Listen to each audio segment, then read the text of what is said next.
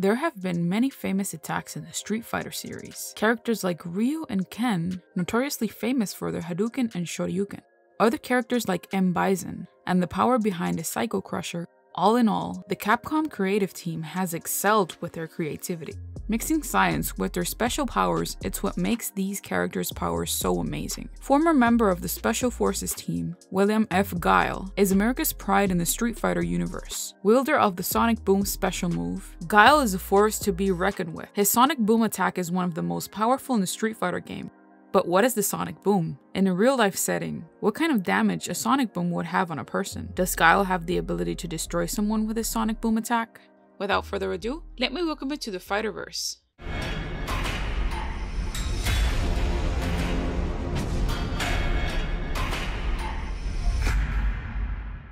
Guile is an ethical-willed person who is physically and mentally tough. His personality is adequate to his military background. Guile's style is calm with an emotionless exterior. In his interior, he is a family man, a devoted husband to his wife Julia, which is Eliza's master older sister, and role model to his daughter Amy. Guile is a persistent character. He is always ready to hunt down M. Bison and his Shadowloo organization, especially when it comes to finding the whereabouts of his friend and military colleague, Charlie Nash. This persistent nature of Guile has got him in trouble with his high-ranking superiors and his family. His concept and design were inspired by Jean-Pierre Polnareff, a very famous character from the manga series JoJo's Bizarre Adventure. Guile's name was also derived from Polnareff's enemy, G-Guile. Even Guile's signature moves, the Sonic Boom, was called the Divine Sandstorm during its creation. This signature technique was used by Wamu from JoJo's Bizarre Adventure. There have been other characters in the Street Fighter universe who have also been inspiration from JoJo's Bizarre Adventure. Rose, for example, was based on Lisa from the JoJo series. Let us go back in time.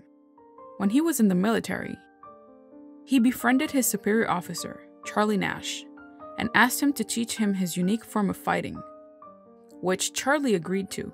Guile learned this style, but his impatience caused him to lack proficiency in the moves compared to Charlie.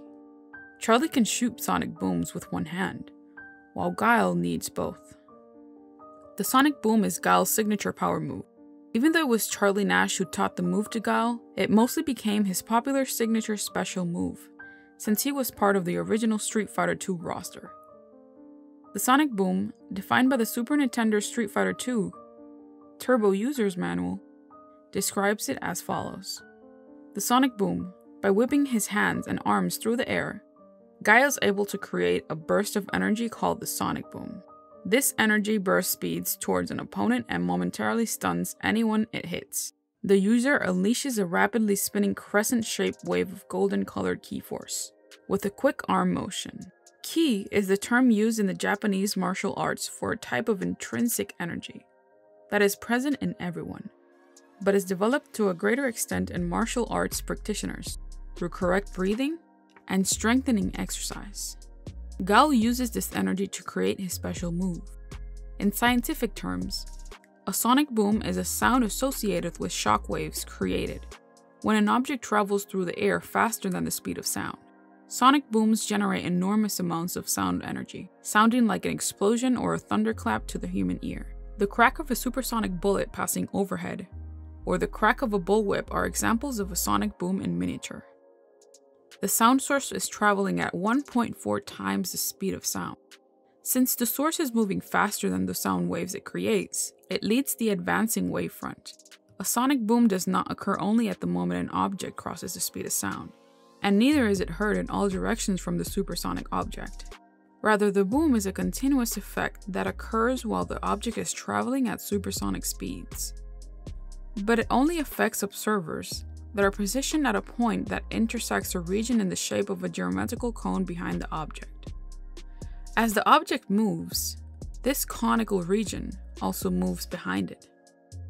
And when the cone passes over the observer, they will briefly experience the boom. Examples of the cause of a sonic boom can also be seen in aircrafts. When an aircraft passes through the air, It creates a series of pressure waves in front of the aircraft and behind it, similar to the bow and stern waves created by a boat.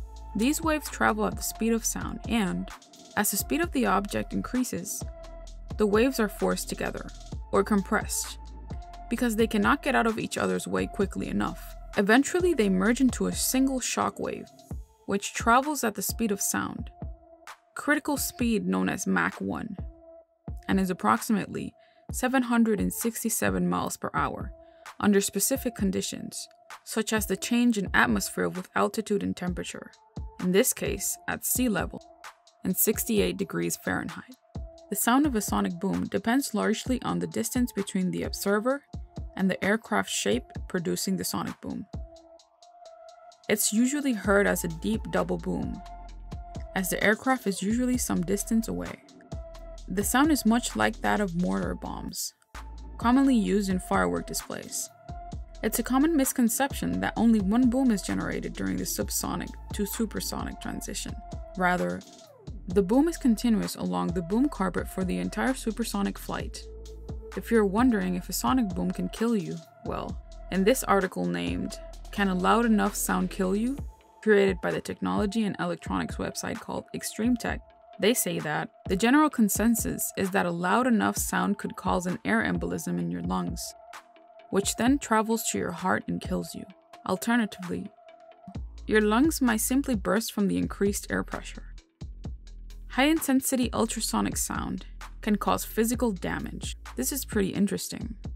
Thankfully, Guile or Nash have that power, or do they?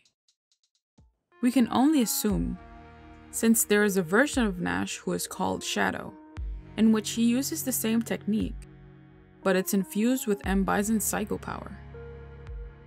The sonic boom breaks all the barriers in special moves. It uses ki energy as its source of energy. It uses science as the basis of its structure. Its entirety is made in harmony to create an outstanding move, delivered by Guile himself. Tell us how you feel about Guile's sonic boom. Leave us a comment down below. Don't forget to subscribe and hit that notification bell to stay up to date with our new theories and info. Thank you for watching. Welcome to the center stage.